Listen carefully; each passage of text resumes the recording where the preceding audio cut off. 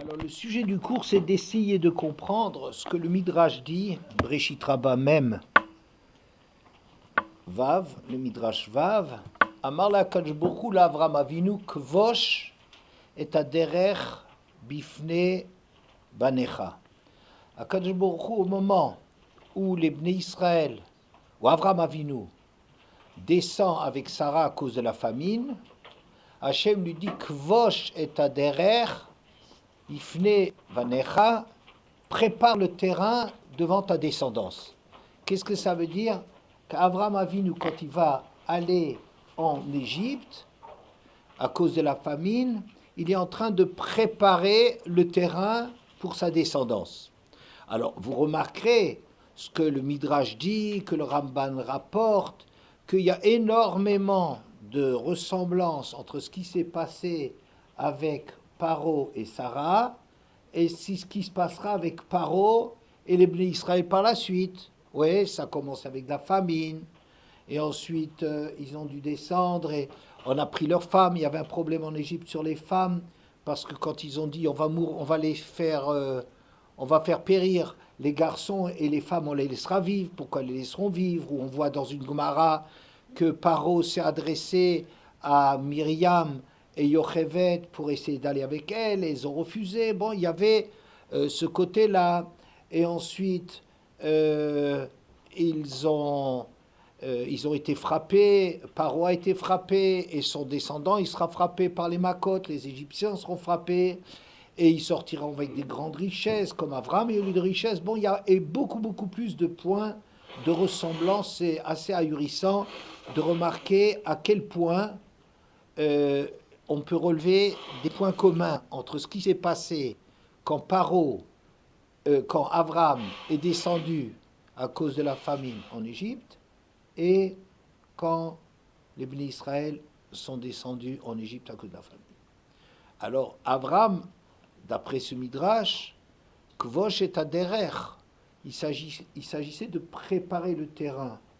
Qu'est-ce que ça veut dire préparer le terrain, quoi? Parce que lui, ça lui arrivait comme ça, eux, ça va lui arriver la même chose.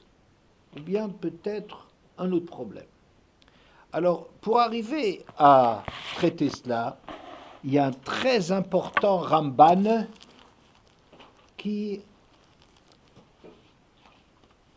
dans la paracha de Lech Lecha, parle sur le Perek Tedvav, le Pasuk Yutret. Et le Ramban va expliquer pourquoi y a-t-il à de si nombreuses reprises une promesse de la terre d'Eretz et éventuellement de descendants à Avram Avinu. Pourquoi Hachem l'a dit tellement souvent? Il relève 4 fois. D'accord? Alors nous, on va voir ces versets, et on va voir avec le Ramban. Je le prendrai à mon compte, donc il y aura quelques petits changements. Mais voilà, le premier passage que vous cherchez. Oui. Alors le premier passage que vous cherchez, c'est dans tout dans la parashat Lech Lecha. Alors, le premier passouk, c'est au début de Lech Lecha, pratiquement. Et c'est le Perek Yudbet, le passouk Vav. Si vous regardez Perek Yudbet, le passouk Vav.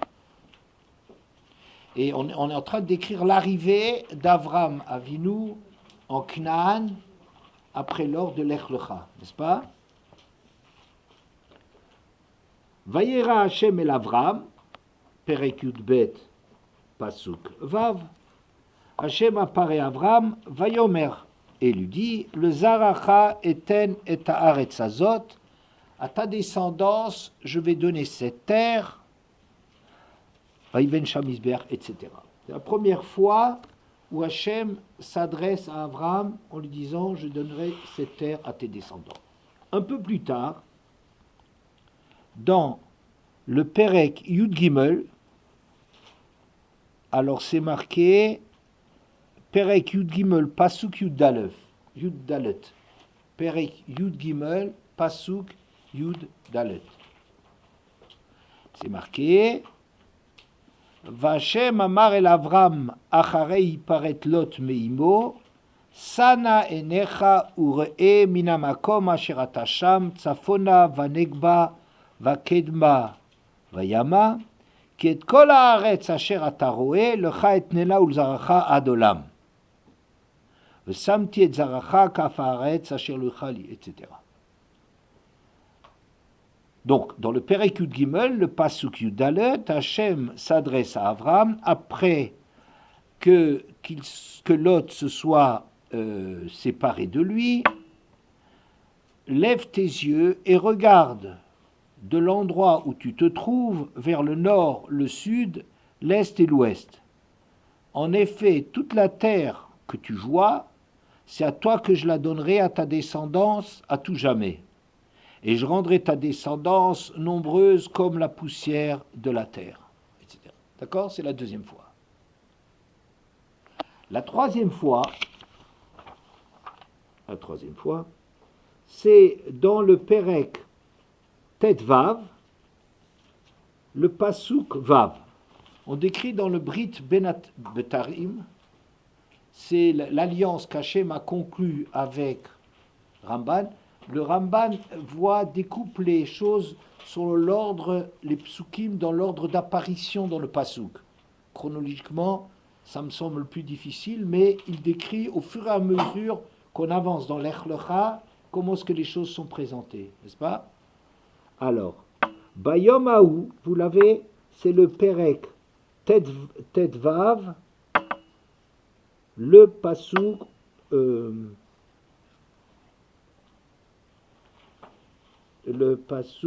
quoi, qu'est-ce que j'ai dit? Yutret. Voilà.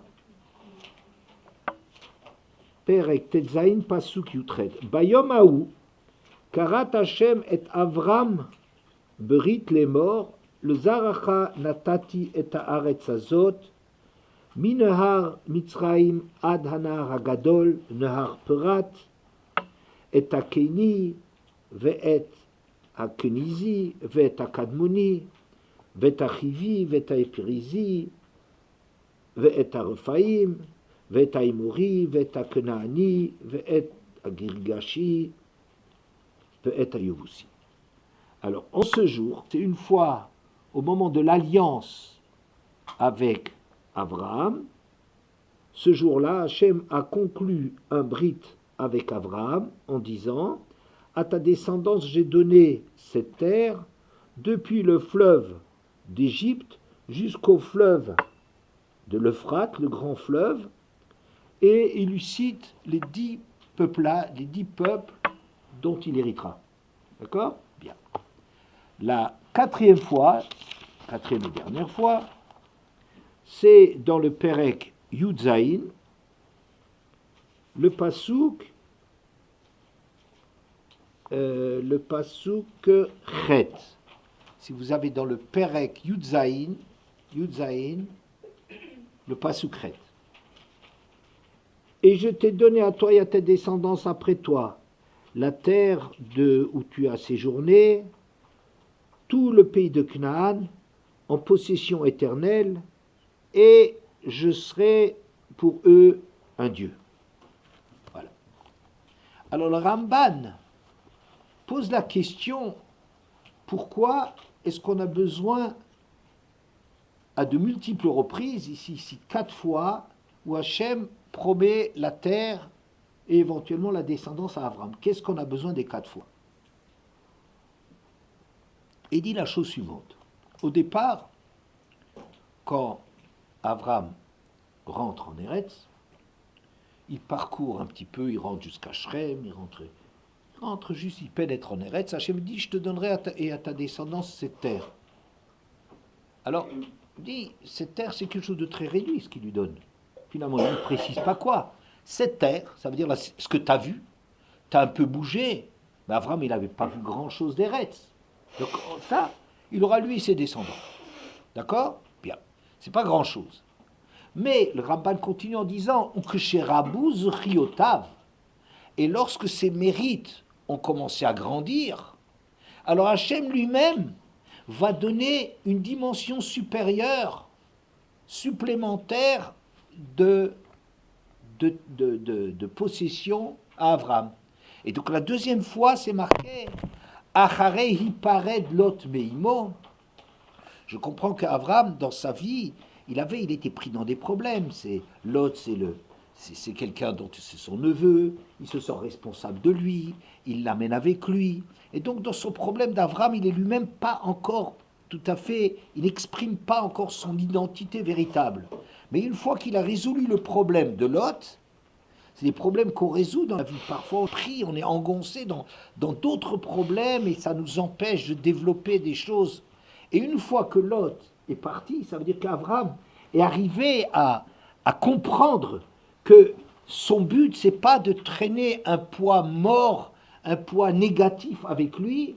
Et une fois qu'il s'est débarrassé de cela, Hachem va lui promettre une terre beaucoup mieux. Il dit, regarde, dans toutes les directions, voilà, je vais te donner. Ça veut dire, regarde, au nord, au sud, à l'est, à l'ouest, regarde tout ce que je te donne, et je donnerai une descendance abondante. Vous voyez, comme ça commence à devenir, oula, Avraham Avinu, quand il progresse, quand il se développe, quand il devient plus mûr, eh bien, le droit qu'il a sur Eretz, c'est bien différent. La troisième fois, dans le Brit Ben Abtarim, c'est encore plus.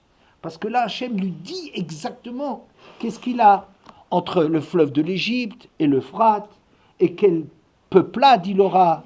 Et c'est même des peuplades qu'il dit, les 7 plus 3, les 3 qui seront dans l'avenir très lointain. Ça veut dire que la possession d'Avram Avinu, non seulement elle est sur Eretz, et maintenant c'est précis, c'est pas comme la première fois, on dit là où tu te trouves. La deuxième fois, regarde dans toutes les directions, mais on ne précise pas, il n'a pas encore quelque chose, une matana précise, n'est-ce pas, limitée, définie. Il n'a pas encore l'endroit où il va servir Hachem. La troisième fois, ça va être, et puis en plus, il y a un brit. Ça veut dire que s'il y a un brit, ça veut dire que Hachem, il le donne, il s'engage lui-même par rapport à ça. C'est plus seulement par rapport à Abraham, c'est Hachem lui-même qui s'engage là-dedans, et il ne reviendra pas de cela. Vous comprenez donc?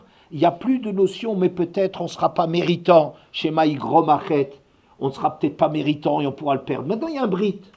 Vous voyez? Bien. Et alors, Abraham, il reçoit quelque chose d'incroyable. Et la quatrième fois, après la Mila, alors Hachem lui donne à tout jamais, à sa descendance. Qu'est-ce que ça veut dire à tout jamais? Ça veut dire que même si les Bnei Israël sont chassés d'Eretz parce qu'ils ne sont pas au niveau et qu'ils sont envoyés en galoute, ils sont envoyés en exil, ils reviendront dans cette terre. Donc comme si cette terre, ça a pris une place définitive dans la construction du clan Israël. Et quand bien même on pourrait en être chassé, mais sache de toute façon que vous reviendrez dans cette terre, et en plus, Vayiti lachem l'Elohim, et je serai pour vous un Dieu. Vous voyez ce qu'il n'a jamais dit.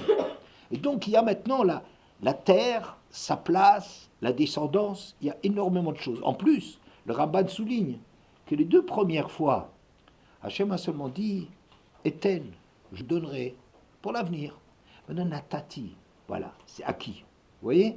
Donc, vous voyez, progressivement, c'est très intéressant dans le Ramban, très intéressant, que Abraham, dans sa vie, c'est quelqu'un qui n'arrête pas de progresser. Et suivant les problèmes qu'il résout dans sa vie, les problèmes de famille, la confiance en lui-même, tout ce qu'on a à résoudre comme problème, chacun d'entre nous, au fur et à mesure qu'on avance là-dedans, c'est Avraham Avinu qui va constituer le principe même des Bnei Israël, de ce que les Bnei Israël ils détiennent en Eretz, de la descendance, de la galoute, d'un brit, d'Hachem qui est devant eux. Au fur et à mesure, il les obtient. Vous voyez, c'est quelque chose d'extrêmement important. Donc quoi? Je dirais que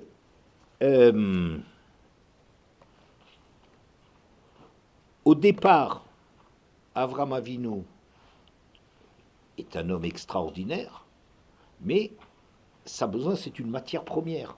Vous comprenez? C'est comme quelqu'un qui a un potentiel de folie. Avraham Avinu, dès le départ, c'est quelqu'un de hors norme. mais c'est encore quelqu'un qui n'a pas encore défini toutes les lignes de force, tous les courants qui se jouent dans sa personne et qui arrivait à les dominer. Comme tout le monde, comme nous tous. Au fur et à mesure, on essaye, en progressant, en avançant, on définit les choses deviennent précises. Et qui je suis, ben, ça va se définir. Et au fur et à mesure qu'Avraham Avinu, il se définit, eh bien, sa marque sur l'histoire va se renforcer. Vous commencez un petit peu à comprendre qu'est-ce que ça veut dire que Vosh et Haaretz bifnehem, bifne banecha, conquiert la terre devant tes enfants. Ça veut dire quelle est la terre, quel est le Vosh et derrière, quel est le chemin, la voie qu'ils vont suivre. Avraham Avinu, il ouvre le chemin, mais c'est pas ouvrir le chemin. Le premier qui fait ça, ben les autres, il avait la famine, ils auront la famine. Il y avait Paro, il y a Paro, ils voulaient prendre les femmes, les Égyptiens voudront prendre les femmes. Ils auront des macotes, comme le Paro a des macotes. Ils sortiront avec des grandes richesses, etc. C'est pas quelque chose de formel. C'est quelque chose que Avraham s'est attaqué à différents problèmes. Et mais là-dedans, je ne vais pas rentrer. Et au fur et à mesure qu'Avraham Avinu, il conquiert des choses, il conquiert sur lui-même, eh bien, il a quelque chose qui va marquer, qui va être le point de départ du développement de ses enfants. Ça veut dire qu'il a acquis quelque chose pour eux. Je vous donne un exemple.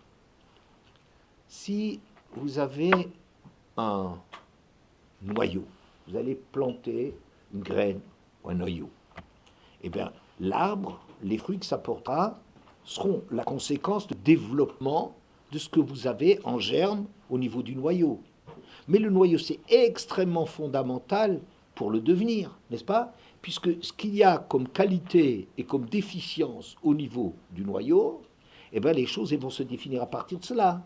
Quel est le fruit que ça porte? Est-ce que c'est un fruit que tout est bon? Est-ce qu'elle est partie à rejeter? Vous voyez, il y a les hommes qui ont été très grands. Ils ont eu des épreuves énormes, mais leurs épreuves sont porteuses elles définissent la personnalité des gens qui sont les pères de quelque chose.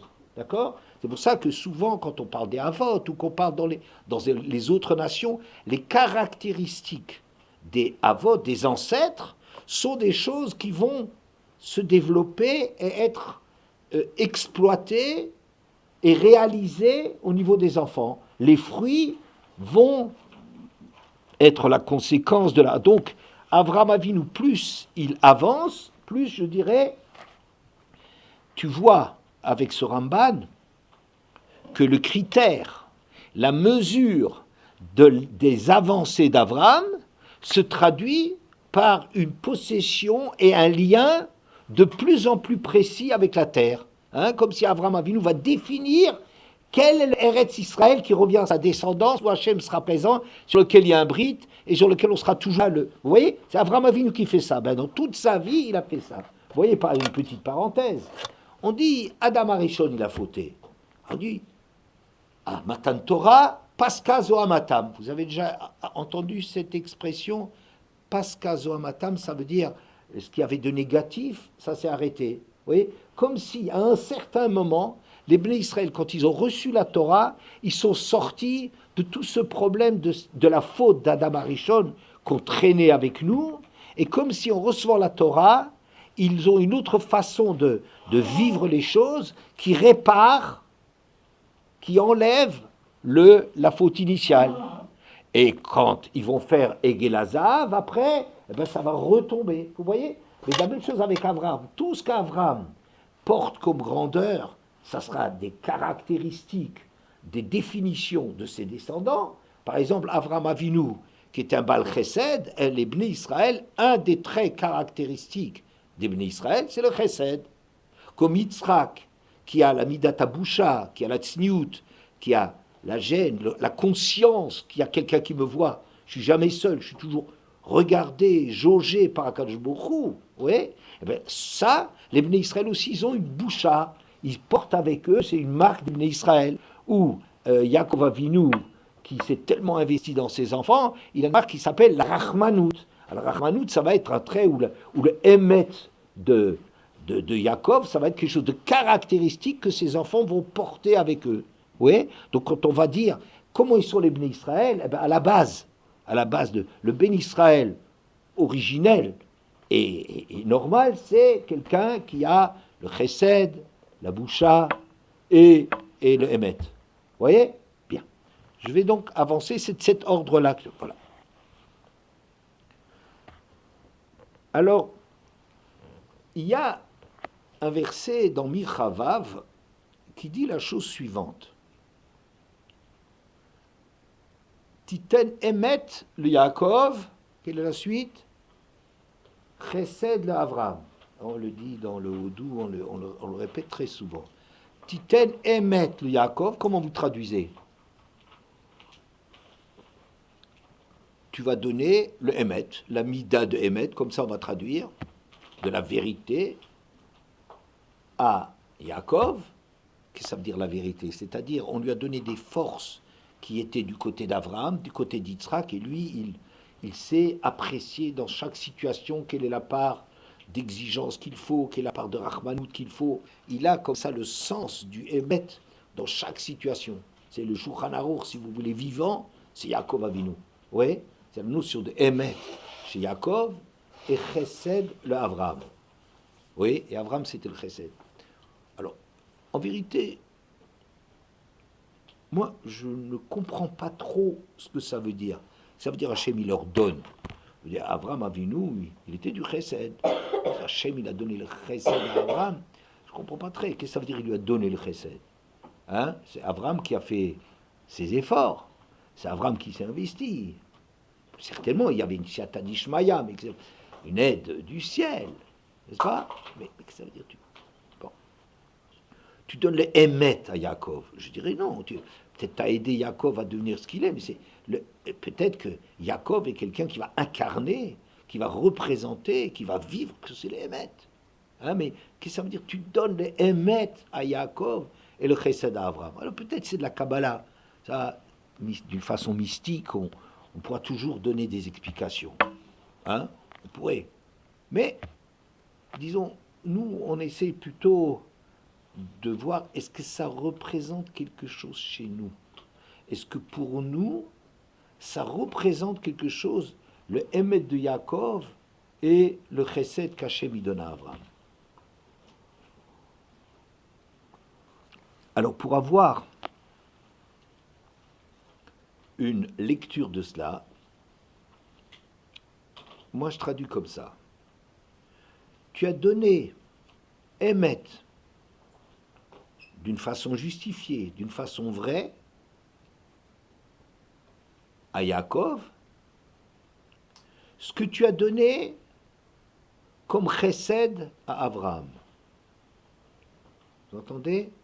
Tu donnes en vérité, à juste titre, à Yaakov, ce que tu donnes c'est Emet.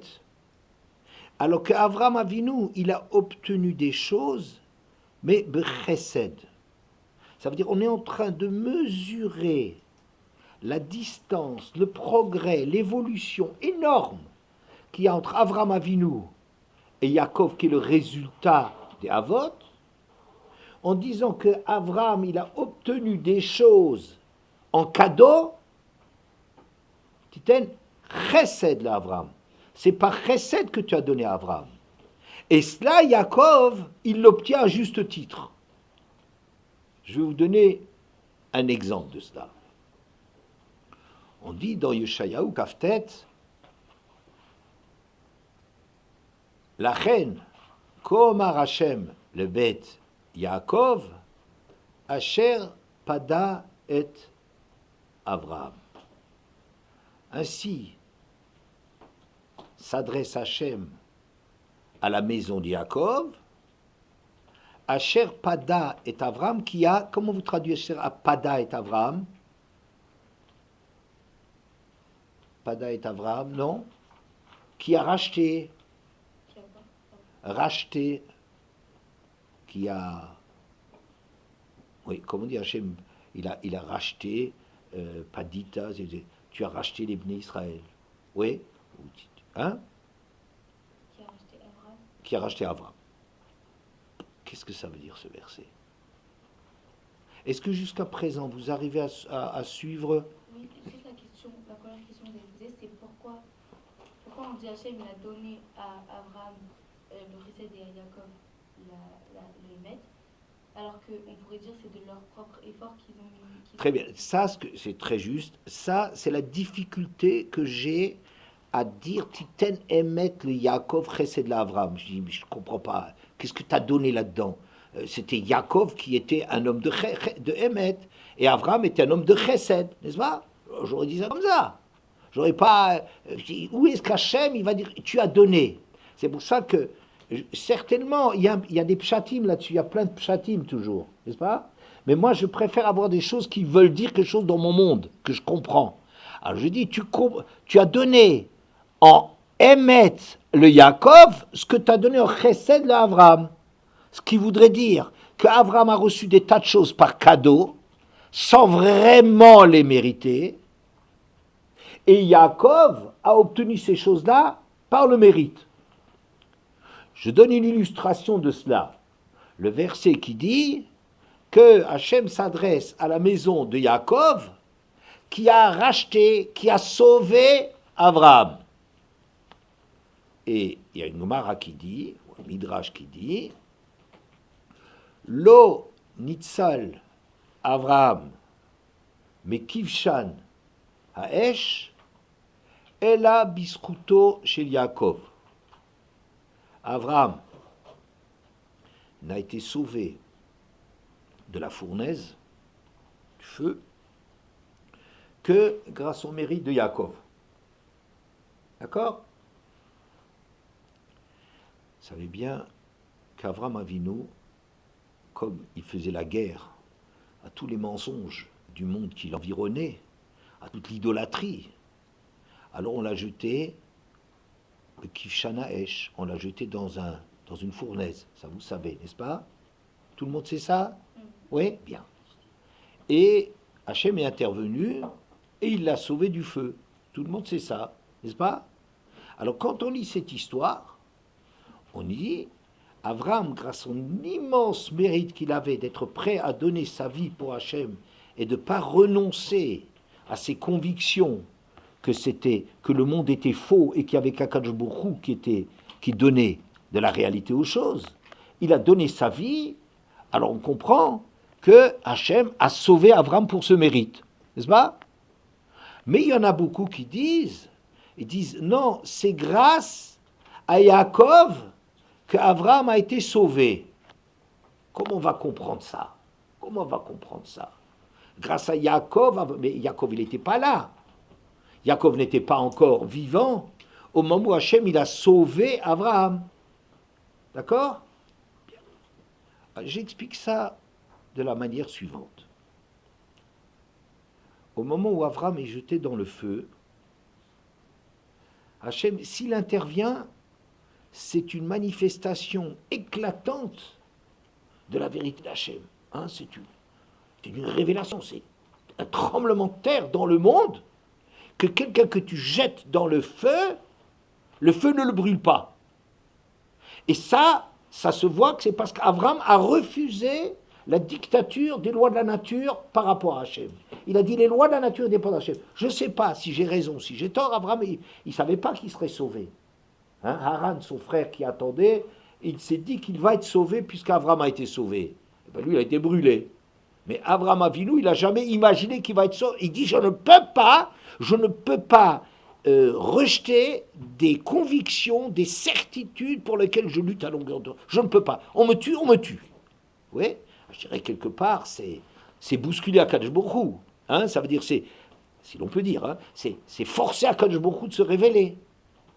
Mais peut-être que le produit Avram n'est pas assez élaboré, n'est pas assez réalisé, n'est pas assez perfectionné pour que pour cela, je vais risquer. Parfois, on va engager, vous voyez par exemple des dépenses, on va investir dans quelque chose. Il y a quelqu'un qui a une idée extraordinaire. Les gens qui vont investir là-dedans, ils disent, est-ce qu'on va investir toute notre fortune là-dedans? Il faut réfléchir. Est-ce que l'idée qu'il a, c'est une idée qu'on arrivera à réaliser, à concrétiser, à matérialiser? Vous comprenez? C'est pas sûr. L'idée, elle est très très bonne. Est-ce que ça va nous faire gagner de l'argent ou pas? Est-ce qu'il y a trop de distance entre une idée et la réalisation? Et ça vaut pas la peine de perdre son argent pour les risques qu'on court, n'est-ce pas? Alors on pourrait dire, d'un certain côté, c'est sûr que l'idée, c'est lui qui l'a eue, mais l'investisseur, lui, il lui faut des bureaux d'études. Il faut qu'il commence à voir comment est-ce qu'on va réaliser, comment le coût, quel est le risque, combien de gens sont intéressés, les statistiques, les bureaux. Vous voyez, il y a des bureaux de renseignement partout, dans tous les domaines, comment le produit va se présenter, comment est-ce qu'il va être accepté par le marché, quels vont être les coûts, les prix de revient, les faux frais, et la pub qu'il faudra faire, etc., etc. Il y a toute une étude de marché très approfondie quand tu risques beaucoup d'argent.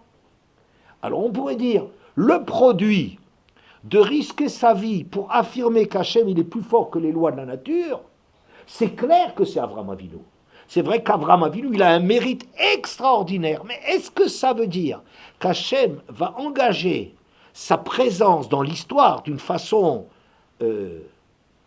incontournable, d'une façon incontestable? Vous voyez? Est-ce qu'Hachem il va se mêler de ça, de sauver Avraham Avinu, ce qui est une révélation invraisemblable, sur la base de ce qu'Avraham Avinu, il est prêt à. Alors c'est marqué qu'Hachem, il s'adresse à Yaakov, qui a sauvé Avraham. Qu'est-ce que ça veut dire, il a sauvé Avraham? Ça veut dire comme si on regardait que si Avraham, ça ne donnait pas Avraham, Yitzhak et Yaakov, si le produit Avraham Avinu n'était pas un produit assez élaboré, assez réussi, alors Hachem ne va pas sauver Avraham. Quel que soit le mérite d'Avraham, Hachem lui donnera Olam Haba, tout ce que vous voulez. Mais dans l'Olam Hazé, Hachem ne va pas s'impliquer dans un produit qui n'est pas suffisamment terminé. Ce n'est pas un produit achevé. D'accord? Et donc on pourrait dire, comme Avraham Avinu, il porte en germe quelque chose qui va être réalisé, amélioré, perfectionné par Yitzhak et Yaakov, étant donné qu'Avraham Avinu il va être continué par Yaakov, c'est la réussite de Yaakov qui va sauver, Hachem va s'investir. Vous comprenez? Donc qu'est-ce que je veux dire? Que chez Avraham Avinu, quand il a eu la vie sauve, c'est chesed d'Avraham.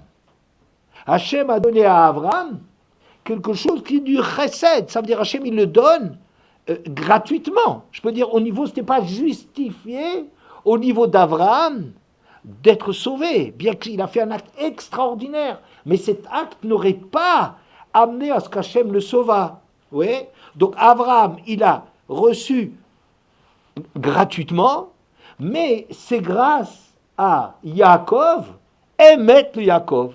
Yaakov a tellement développé les midotes de Avraham et puis d'Yitzhak, que je veux dire, grâce à la réussite, le perfectionnement, le produit abouti que ça va donner Yaakov, le père des Bnei Israël, grâce à ça, c'est Emet.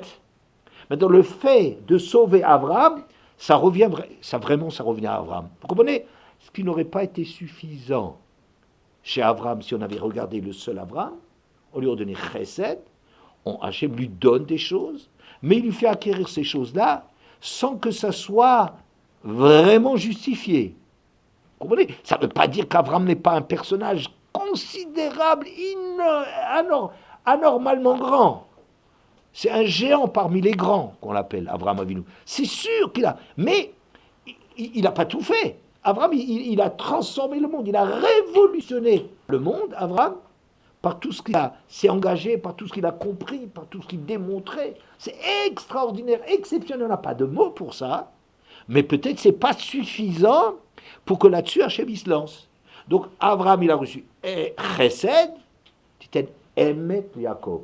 Tu donnes à juste titre à Yaakov ce que tu as donné par Chesed en cadeau à Avraham. D'accord?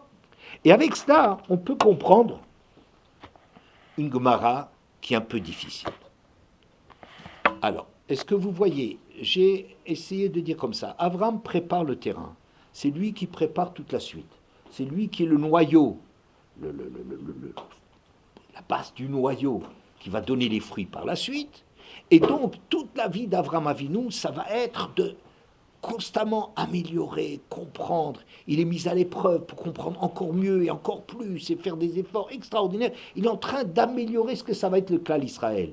Ça se mesure, d'après le Ramban, d'après ce que je comprends du Ramban, à la qualité de la terre, de l'obtention de la terre. On voit, c'est parallèle à ce qu'Abraham, il résout comme problème, il avance dans sa vie, il progresse, et bien ça se traduit, d'accord? Mais Abraham, il est encore loin du compte, parce que c'est très bien d'avoir une terre, c'est extraordinaire, mais maintenant, il faut aussi des Bnei Israël capables à être à ce niveau. Abraham, il est très très grand, mais quand Abraham, il va mourir, tout ce qu'il a fait, c'est fini. Les puits qu'il a creusés, ils vont être comblés par les Plishtim. Le brit qu'il a fait avec Avimelech, il va être rejeté. Tout ce qu'il a, les guérim qu'il a convertis, ils vont retourner à leur égarement. Oui, Abraham, il a été sensationnel tant qu'il était présent. Mais il fallait encore créer des hommes pour ça. Il fallait l'homme adapté à ce qu'Abraham il a lancé comme chose. Vous comprenez? Bon. Il y a une Gemara qui dit la chose suivante. Dans Nedarim, c'est une Gemara dans la Gemara Nedarim, Lamedbet. Rabbi Abaou demande au nom de Rabbi Elazar, pourquoi est-ce que Avraham Avinu a été puni, que sa descendance a été esclave pendant 210 ans en Égypte? D'accord? Alors, Lama Amar Rabbi Abaou, Amar Rabbi Elazar, Lamed Bet, Amoud Aleph, Nedarim. Mipnema ne'enash Avraham Avinu v'nishtabdu banav le Mitzrayim 210 shanim. Pourquoi est-ce qu'Avraham Avinu a été puni en ce que sa descendance a été asservie en Égypte pendant 210 ans? Alors, 3 réponses sont données.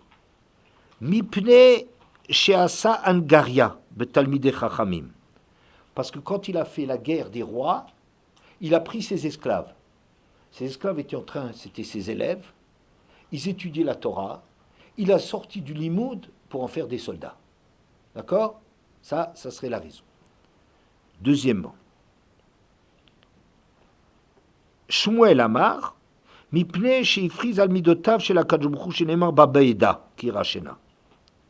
Shmuel dit, c'est parce que il a trop insisté pour avoir la certitude qu'il obtiendrait la terre. D'accord? Il a insisté là-dessus. Hachem lui a dit, je te donnerai la terre. Et Abraham a dit, c'est pas sûr, et il a insisté là-dessus. Ok? Bien. Troisièmement, Rabbi Yochanan Amar, sheifrish bene Adam il achnis tachat kanfe ashchina, parce qu'il a empêché des gens de les convertir. Ça veut dire que quand, après la guerre des rois, il avait récupéré des prisonniers des rois, des 5 rois qu'il était venu sauver, il les a donnés très généreusement au roi de Sdom. D'accord? Il ne les a pas gardés pour en faire des juifs. Oui.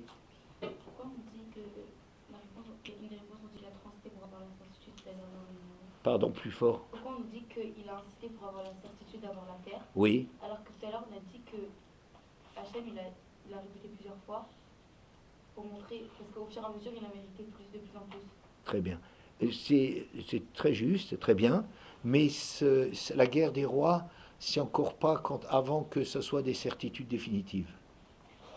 C'était pas encore obtenu. C'est pas à la fin que ça se passe, la guerre des rois.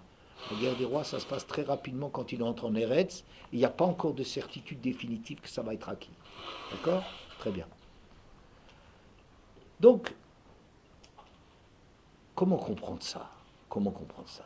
Alors, on peut comprendre la chose suivante. Vous savez bien, quand Hachem a promis une descendance à Abraham, qu'est-ce qu'il a dit à Abraham? Quelle est la réaction d'Abraham? Pardon? Ouh là là là là, il n'a pas cru? Ouh là là là là, ouh là là, ouh là, ouh là. Non, au contraire, il a ri de joie. C'est trop beau! C'est trop top! Incroyable! Hein? je ne peux pas rire parce que je sais qu'il est déjà né, alors pour moi c'est plus une surprise, mais c'est invraisemblable, je ne peux pas y croire. Ça veut dire que je ne peux pas y croire, j'y crois tellement que je me réjouis de ça, cette chose incroyable à mon âge et avec ma femme qui ne peut plus avoir des enfants depuis tellement longtemps et tout, et qu'on puisse avoir des enfants, mais c'est trop, trop, trop extraordinaire. Il rit de joie. C'est une des raisons pour lesquelles l'enfant il s'appelle Yitzhak. D'accord? Mais quand Hachem lui a promis la terre, Abraham il demande, Baméda, comment est-ce que je saurais? Donne-moi des preuves. Je ne comprends pas. Abraham Avinu, c'est un Mahamin. On l'appelle le croyant. Le père des croyants. On est les Mahaminim, Bene Avraham Avinu Shemin, Bachem.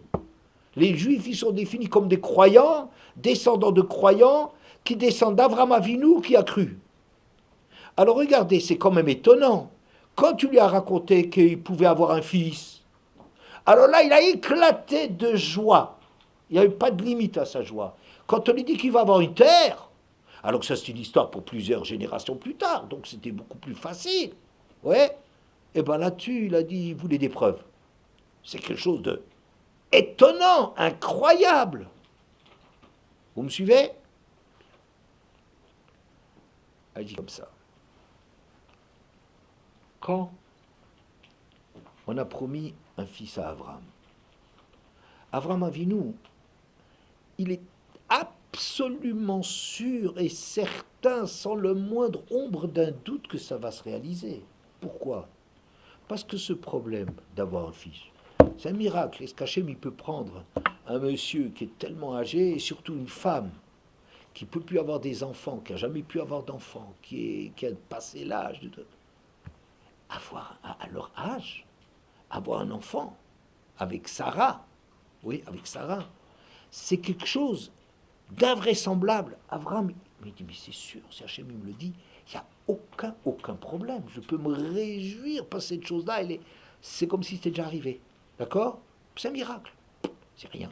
Pour Hachem, un miracle, c'est absolument rien. Abraham, il sait que si Hachem il décide quelque chose, il est plus fort que toutes les lois de la nature. Mais avoir une terre, comment Hachem peut lui annoncer par avance qu'il va avoir une terre? Pourquoi? Il y a des gens qui occupent cette terre. Alors tu peux te demander, est-ce qu'on peut, l'homme il a été créé libre, peut-être que les Knaanim qui maintenant sont des Rechaïm, peut-être pour une raison ou pour une autre, ils vont faire tchouva, on ne pourra pas l'enlever la terre. Peut-être que nous, on ne sera pas méritant, on est libre. Hachem il force pas l'homme. Hachem il donne tout à l'homme, mais il dit, mais utilise ça, tu es libre. Akol bidei shamayim, chutz mirat shamayim. Donc comment est-ce qu'Hachem peut affirmer, lui dire tu auras cette terre? Là-dessus, c'est pas une chose qui dépend des possibilités d'Hachem. Vous comprenez? Faire un miracle, c'est zéro. Kriyat Yamsouf pour Hachem, c'est zéro. Comme difficulté, il n'y a rien. Aucune difficulté. Vous dites c'est fantastique. C'est rien du tout. Pour Hachem. Quand le problème dépend d'Hachem, pour me donner un enfant, même si d'après les lois de la nature, on dit c'est trop tard, on ne peut pas, etc., c'est zéro comme difficulté, parce que ça dépend que d'Hachem. Hachem, il a mis le monde en place, il crée les lois, il peut faire tout ce qu'il veut, en dépit des lois. D'accord? Mais quand Hachem, il va affirmer que dans l'avenir, on va hériter de cette terre. Mais comment tu peux dire ça? Qui dit? Donc c'est ça qu'Avram, il a un problème. D'accord? Il a un problème.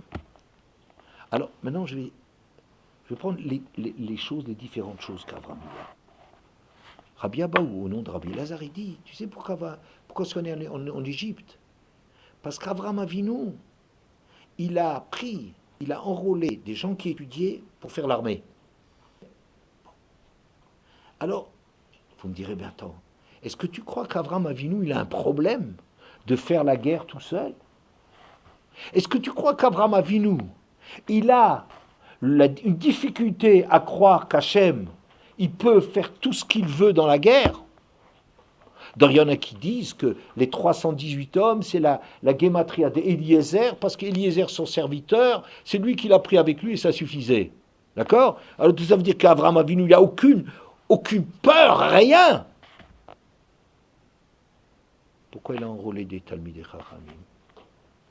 Je vais vous dire pourquoi. Parce qu'Avraham Avinu, si la chose, on la donne en cadeau à Avraham Avinu, ça veut dire que de son côté à lui, il n'est pas encore à la madriga que cette chose soit normale. Vous comprenez? Hachem, il peut agir. C'est très facile, ça. Qu'Hachem, il fasse la guerre avec rien, c'est évident pour Avraham Avinu. Il n'y a pas le moins de problème. Mais est-ce que moi, je peux y aller comme ça? Parce que moi, Avraham Avinu, je ne suis pas au niveau. Il ne sent pas qu'il est mûr pour la chose. Puisque c'est noté, émettre le Yaakov, chesed l'Avraham. Si c'est un chesed de le donner à Avraham, ça veut dire que la chose, elle n'est pas suffisamment prête, elle n'est pas présente chez Avraham. Il est extraordinaire, Avraham. Il n'y a rien à dire. On ne peut pas imaginer la grandeur d'Avraham. C'est vrai. Mais si on a besoin de te le donner en cadeau, ça veut dire que cette chose, c'est pas encore mûr chez toi. Et si tu sens que c'est pas mûr, tu vas dire, est-ce qu'Hachem, il va me faire le cadeau de faire tomber la foudre sur les armées ennemies? Si Hachem, il veut le faire, c'est évident que ça n'a pas un problème. Mais que moi, je décide que je suis au niveau qu'on me fasse un miracle, que ce soit justifié qu'on me fasse un miracle en ma faveur parce que je veux sauver mon neveu, qui dit une chose pareille? Donc, vous voyez la chose, pourquoi Abraham, il a pris de l'armée? Parce qu'il n'avait pas c'est pas un problème chez Hachem, c'est un problème qu'il ne vivait pas la chose comme étant mûre chez lui. Vous comprenez? Bon. Alors, donc, d'après ça, on va le punir d'aller en Égypte. En allant en Égypte, ça veut dire quoi? On va développer tout le potentiel d'Abraham, on va réaliser ça, on va lui donner corps jusqu'à ce que ce problème de... Il n'y a pas de doute. Vous voyez, les Juifs, ils n'ont pas un doute sur eux. Hein? On n'a plus aucun problème avec les nations. On sait que les nations, c'est rien. Ça veut dire le vécu que tu as, l'expérience de la vie de sa descendance, ça va quelque chose qui va prolonger cette progression d'Avraham Avinu. Il reste, vous voyez, une place à progresser, un manque au niveau d'Avraham Avinu, et que nous, on devra mûrir et se développer à travers la servitude de l'Égypte. Donc la servitude de l'Égypte va nous montrer, et puis la servitude de l'Égypte, où Hachem fait des miracles pour nous et tout, pour nous sortir d'Égypte, va nous rassurer là-dessus qu'Hachem nous a choisis. Vous comprenez ça? Bien. Le deuxième, il dit, Avraham Avinu, il a exagéré en disant, je veux savoir, donne-moi une preuve que ça va, que cette terre, je la reçois sans retour, sans que tu puisses revenir là-dessus. Oui? Alors je dirais, c'est le même problème. Puisque je ne me sens pas au niveau de tellement dépasser les nations que cette terre, elle me revient, alors je dis, mais qu'est-ce qu'il dit, mes descendants, qu'est-ce que ça va donner? Cette peuplade, ils vont peut-être faire tchouva. Ça, c'est un problème pour quelqu'un qui se sent un petit peu au même niveau que eux. Mais si tu te rendais compte, comme tu es quelqu'un d'extrêmement autre niveau, plus épais, plus dense, plus de sens dans ta vie que les goïms, tu n'aurais pas un problème quand on te donne la terre. Pourquoi? Parce que la terre, toi, tu en feras autre chose que les goïms. C'est vrai que les goïms, ils peuvent faire peut-être chouva et des choses de genre, peut-être. Mais si tu vis, et c'est ça ce que l'Égypte va lui donner, de vivre avec Matan Torah, un sens dans sa vie qui est tellement plus grand, qu'on va dire cette chose-là, il revient plus. Cette terre ne reste plus un instrument pour des gens qui ne font pas grand-chose. S'ils font tchouva ou pas tchouva, ça ne change pas grand-chose. C'est une petite terre de pas grand-chose. Mais moi, avec ce que j'ai vécu, avec ce que j'étais prêt pour recevoir la Torah, je vais en faire de cette terre quelque chose qui donne tellement un sens différent que ça répondra à sa question. Pourquoi il avait une question? Parce qu'il ne se sentait pas tellement supérieur aux nations, il ne vivait pas ça. Vous comprenez? Donc c'était trop un cadeau qui dépendait que je sois mûr, mais je ne suis pas mûr. C'est pour ça que je demande à Hachem, confirme-moi cette chose-là. Vous comprenez? Et le troisième, celui qui dit, Rabbi Yochanan, qui dit, parce qu'il n'a pas cherché à garder les prisonniers de guerre dans la guerre des rois pour les convertir, peut-être qu'il n'est pas suffisamment motivé pour les rendre juifs. Il préférait faire un acte de générosité qui va éblouir le roi de Sodome, qui va remettre en question les convictions d'un petit bonhomme, et il préfère faire une chose pareille que de se rendre compte de l'importance de les garder pour la Torah. Vous comprenez? Et ça aussi, le fait que tu vas mûrir en Égypte, ça va répondre à des problèmes que tu as sur toi. Donc, Hatzad Hachavé, je veux dire, le dénominateur commun. Je ne dirais pas que chez Abraham, pourquoi ils ont été punis. Ça veut dire, oui, mais ce n'est pas une faute d'Abraham. C'est pas qu'Abraham, il a mal fait. Il a fait les choses qui correspondaient à son niveau. Et comme son niveau n'est pas tellement mûr, comme son niveau n'est pas tellement mûr, il a un problème que de son côté à lui. C'est pas un problème sur Hachem. Ça, Abraham, c'est le père des croyants. Ça, il n'y a aucun problème sur Hachem. Aucun. Vous voyez, et on a tous hérité de ça. De cette capacité de savoir au fond de nous-mêmes qu'Hachem, il peut tout faire. Le problème, c'est, je ne sens pas que je suis à la hauteur. Je suis pas Raoui, je ne mérite pas, je ne suis pas à ce niveau-là. Ça, c'est le problème qu'Abraham il a. Puisque vous voyez bien qu'on n'a pas sauvé Abraham sur ce qu'il était extraordinaire, mais ce n'était pas suffisant. Mais c'est un cadeau. Quelqu'un qui reçoit une chose comme cadeau, eh ben, il ne peut pas l'acquérir. Ce n'est pas encore un acquis vrai. C'est un cadeau. Donc, une chose qui n'est qu'un cadeau, ça peut facilement partir. Donc, Abraham Avinu, ce qu'il a fait, on a vu dans ces circonstances-là, on a vu qu'Abraham Avinu avait des problèmes encore avec lui-même d'être au niveau, et c'est ça qui a fait qu'il pose des questions. Oui. C'est pas un manque d'évidence, c'est un manque de quoi de se dire qu'on n'est pas au niveau. C'est un manque de bitachon atzmi. Et personne ne peut dire qu'il est au niveau dans ce moment. Ah ben tu vois que non, si cette chose, elle est vécue, que toi tu es prêt à ça, que et Hachem il te dit qu'il va te la donner, ben j'ai pas de problème. Parce que je sens en moi que cette chose-là est on va dire, on va te donner la Torah. Mais si tout ce que j'aspire, c'est de recevoir la Torah, je ne vais pas commencer à me dire, mais je ne suis pas digne de recevoir la Torah. Si je sens la chose chez moi, qui est prête, je suis un demandeur de cette chose-là. Je suis quelqu'un qui saurait donner du sens à cette terre. Si vraiment je savais mettre tout le sens à posséder cette terre, et qu'Hachem me dit, je vais te donner cette terre, j'aurais pas un problème pourquoi il me le donne. Puisque je sens chez moi l'écho de ce qu'Hachem il veut me donner, mais ce n'est pas un cadeau, ça correspond à là où j'en suis. Mais si je ne suis pas encore quelqu'un qui arrive à donner du sens à ce que je reçois, oui, eh bien alors à ce moment-là, je dirais que j'ai un problème. Est-ce qu'Hachem il va vraiment le donner, puisqu'il n'a pas quelqu'un de digne de le recevoir. Et donc, quand on disait au début que le Midrash dit Kvosh et Aderer, ouvre la voie, creuse la voie pour les autres, eh c'est une invitation à Avraham Avinu de continuer constamment à se développer, à avancer. C'est ça la mida d'Avraham Avinu. Oui, constamment. Alors Venasoa Anegba, il va constamment vers le sud. Pourquoi le sud? C'est Yerushalayim. Toute sa vie, il est attiré, il veut grandir et tout ça. Mais où est-ce qu'il en est de l'acquisition de la chose? Voilà, c'est là qu'on sait.